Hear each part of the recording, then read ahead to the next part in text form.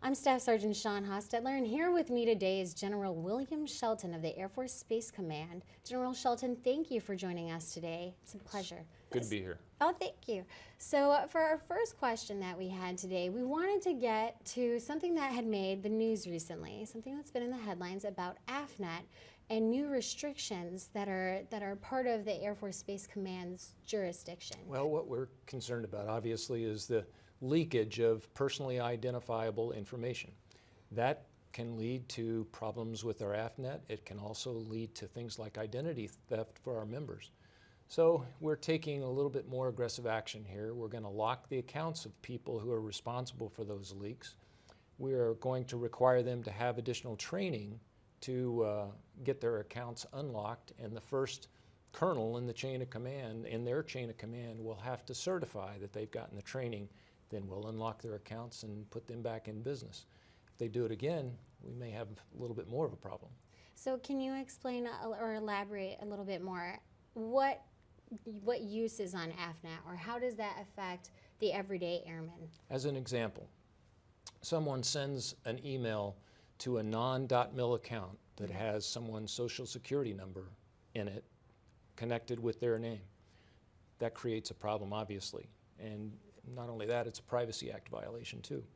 So that's why we're taking action here. That's why we're being a little bit more aggressive. We've seen 600,000 names leaked since February. Since we've been recording this activity, we've had the ability to go out and notice this activity on the network, 600,000. So that 600,000, it kind of leads into a greater question, which is, what is it that the Air Force Space Command brings to the Air Force, and to not just to airmen, but to the joint warfighter? What is it that the Space Command brings? Well, Air Force Space Command is responsible for really two of the domains that we talk about. We talk about fighting in airspace and cyberspace. We're responsible for both space and cyberspace. And we believe that is absolutely foundational capability to the entire joint team. So almost every military operation you can think of counts on space and cyberspace to bring capability to make that operation successful. So what about being the leader of the Air Force Space Command makes you most proud or enthusiastic about the job that you're doing? It's clearly the people. We have terrific people. I don't know where we keep getting these people, but our recruiters are doing a great job because we keep getting very, very smart people. They're dedicated. They care a lot about the mission. They care a lot about the joint team. They care a lot about success of military operations, and they continue to do outstanding work every day. You had mentioned earlier a bit about being situationally aware of the information that we're giving out. And something that I had read up on regarding the Space Command was the space situational awareness. So can you explain what that is? I wasn't quite clear on what it was, so I thought this would be the perfect opportunity to get the answer from the guy at the top. What is space situational awareness, and why do we care about it? Well, it's like situational awareness in any other domain. A commander wants to know what's going on in their area of responsibility. So same thing in space. We want to know what the traffic situation is. We want to know what nefarious activity might be going on. We want to know that we can conduct our operations safely. So all of those things demand a very good picture of the activity that's underway. If you've seen the movie Gravity, for example, you get a heads up that all this debris is coming at you. And fortunately in the movie they didn't get enough of a heads up, but that's what we try to do. We try to provide satellite operators with as much advance notice as we can of traffic that's coming their way. People that are launching our launches into space. We want to know that it's not going to collide with other activity, other traffic that's in space. We want to keep track of all the objects that we can with our sensors. So we've got sensors literally all over the world that do a good job of keeping track of the activity in space. And so that all comes together in the Joint Space Operations Center at Vandenberg Air Force Base, where we put together what we call the satellite catalog. And from that satellite catalog, we can tell you where those objects will be, and we can also tell you if two objects are about to collide. So thinking about if objects are about to collide or what other people are launching, are there current threats out there in the space, in the domain of space or cyberspace? What are the current threats that we're facing? How are we handling those? Well, there are a variety of threats, really, and let me talk about space first, and then I'll talk about cyberspace. Okay. But space first. Anything from jamming of GPS signals to satellite communications to lasers that would dazzle our electro-optical sensors, all the way up through somebody doing something as silly as putting a nuclear weapon up in space and detonating it. That will absolutely clean out space because it'll fry all the satellites that aren't nuclear hardened. So we worry a lot about all those threats, and we know that there are nations that are actively pursuing those kinds of capabilities that would take away our advantages in space. So very concerned about the threats in space. Same for cyberspace.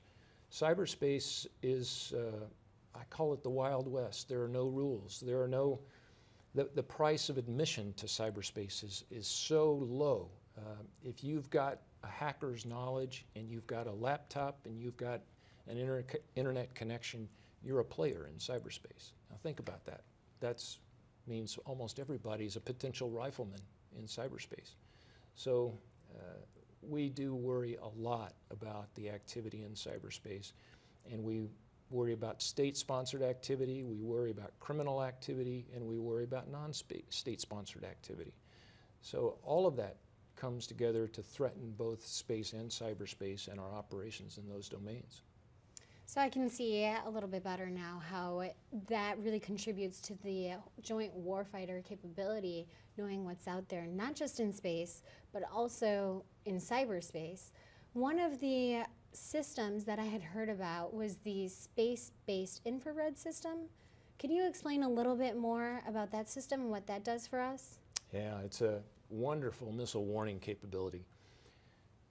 It is also a battle space awareness and a technical intelligence capability. So let me explain that. There are two primary sensors on board this spacecraft. And by the way, it orbits at geosynchronous orbit, 22,300 miles in space. And you put this at that altitude and you see roughly a third of the Earth. You see that if you could take the Earth as a disk, you would see about a third of the Earth because of the curvature of the Earth. Now you don't quite get a full third, so we have 4 on orbit at a time. But those two sensors, there's a scanning sensor and there's a staring sensor. That scanning sensor scans constantly the entire Earth. The staring sensor, we can command it to look at a specific spot on Earth, and it just sits there and stares at that spot on Earth waiting for activity. So obviously we need intelligence indications and warnings to tip that sensor, and we move it in the right place. But that scanning sensor is sitting there scanning the whole time. And what that does for us then is we can tell you anytime a missile is launched anywhere on the planet. We can tell you the launch point, we can tell you what kind of missile it is, and we can tell you the predicted impact point of that missile. Obviously, big advantages for defense of the United States, as well as warning of our allies and our deployed troops. So, General Shelton, for space situational awareness, what does the future entail? We have a lot of optical sensors. We've got a lot of radar sensors. We've got a single satellite on orbit right now that provides the capability we need for SSA. But we need to sustain that capability, and as a matter of fact, we need to improve it. And our models tell us there are about 500,000 man-made objects in orbit right now. Our sensors are only good enough, sensitive enough, to track about 23,000 of those objects. So think about that. That's a lot of things that are up there that are potentially harmful to our satellites as well as a lot of other satellites. And we need to do a better job of tracking and cataloging those things. To do that, we have a sensor that we want to build, a radar that we want to build on Kwajalein Island. That is a contract that's ready to award. It will give us the capability to track much smaller objects, much more volume of the objects in space. It'll also give us the ability to cover almost all orbital regimes. We're a little bit restricted to the northern hemisphere right now. That'll give us much more orbital coverage. We also think we need to sustain the capability in space, the space-based space surveillance system. That satellite will probably run out of lifetime in the 2017, 2018 timeframe, and we need to build a replacement for that. And then finally, we need to get a lot better with our processing capability at the Joint Space Operations Center at Vandenberg, and we have a program underway that'll produce a high-performance computing environment there that will take in all the additional observations that we're going to make with these additional sensors and do the number crunching that's necessary to keep track of all these objects in space and get much more predictive in our capability. We're pretty reactive right now. We normally do forensics on things as opposed to predicting activity. So this high-performance computing environment is going to give us a lot better capability.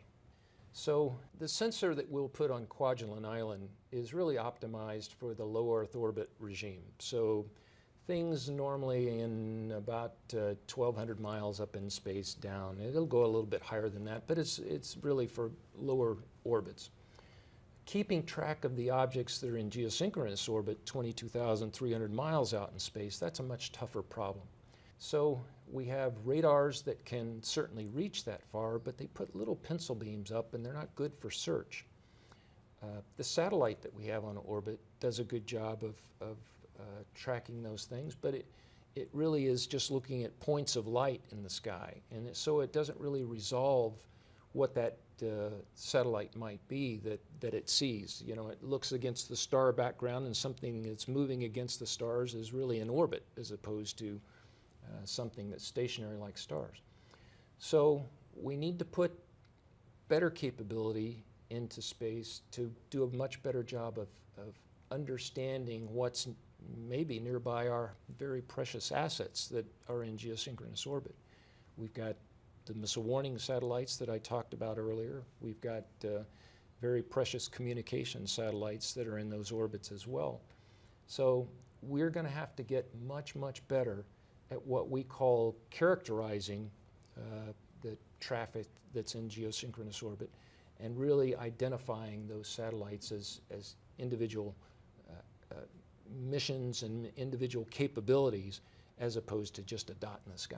From a leadership perspective, that's kind of an incredible thing to have jurisdiction over, to be able to not yield the power, but to be able to know that in advance and protect America's assets. How do you feel about that, or that position? Well, it's a wonderful privilege to lead this command, and we know that the activity that we're responsible for has tremendous payoff for not only the joint warfighter, but think about the national leadership as well. If you can give the president as much warning as possible of, God forbid, a nuclear attack on the United States, his response time, he's got a lot of time to consider his options. The more time he's got to consider his options, the better his response is going to be as well. So same thing with deployed troops. We want to give them as much notice as we can so that they can take cover or put gas masks on or whatever's necessary. So yeah, that's a rewarding thought to think that you're providing that much capability to the joint force and the national leadership. It really does seem like it's a thing of movies almost, that the Air Force Space Command is something that is doing something, able to warn the president of missiles in space or nuclear deterrence even. So with that in mind, what does the future look like for the Air Force Space Command? Yeah, I think, we're just like everyone else. We're very concerned about the future budget environment. As I said before, I think this is foundational capability. I think it's always going to be there, but the pressure will be on us to deliver the capability at much lower costs. And so we feel that pressure, and we're looking at alternative architectures that will produce that capability, hopefully in a more resilient way, hopefully a more affordable way, and still deliver what the warfighter needs to produce the capability that they've come to depend on. So it will be a challenging future, I think, for all of us as we think about the things that we've gotten used to, the capabilities that we've gotten used to from space, admittedly out of sight, out of mind in some circumstances. And it's a little bit like a utility. You just plug into the capability and you know it's always going to be there. And we're fine with that. We want to deliver that capability that seamlessly. But our challenge will be in the future, in a constrained budget environment, to continue to provide that same capability seamlessly and have it be the right thing for the warfighter. If there was any message that you were going to give to your airmen at the Space Command or airmen in the Air Force in general about the future of the Space Command, despite budgetary concerns, what would that be? What would you want to say? I would say that the future is very bright. I would say that we will continue to depend on space capability. We will continue to depend on cyberspace capability. It's literally embedded in everything we do. I don't see that changing at all. So I think for the airmen in general, you can continue to count on us. For the people in Air Force Space Command, you're going to have great jobs in the future. Honestly, the capability that we have in the Air Force, when you think of the Space Command, sometimes you may think of, Sputnik, or we don't really think about it. So it's really incredible to hear the kind of technology that is coming out in the future and what the Air Force Space Command actually does for the Air Force and the Joint Warfighter. It's pretty incredible. It's amazing technology, and it's all driven by great people. All right. Well, it was very interesting talking with you about the Space Command. Same. So thank you so much for joining me. You bet. For the Defense Media Activity at the Pentagon, I'm Staff Sergeant Shaun Hostutler. Thanks for joining us.